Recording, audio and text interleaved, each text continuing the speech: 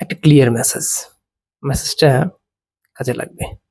যদি জীবনে সফল ব্যবসায়ী হতে চান কিংবা সফল উদ্যোক্তা হতে চান অথবা সফল মানুষ হতে চান, প্রত্যেকের কাজে লাগবে। খুব কমন বাট বি সিরিয়াস। এই কথাটার ওজন অনেক বেশি।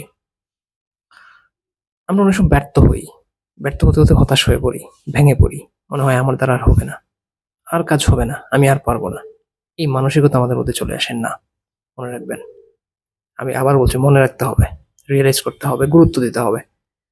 অনেক ব্যর্থতার পর যার সাকসেস আসে সেই সাকসেসটা অনেক বড় হয়, অনেক উপভোগের হয়, অনেক স্বাদের হয়। স্বাদের শুনে হাসলেন তো?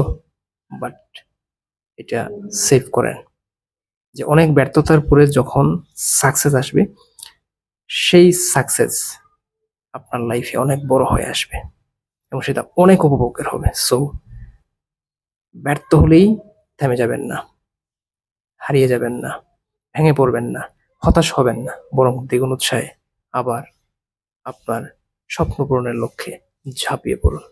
আপনি পারবেন ইনশাআল্লাহ। ভালো থাকুন। ভালো লাগলে শেয়ার করুন।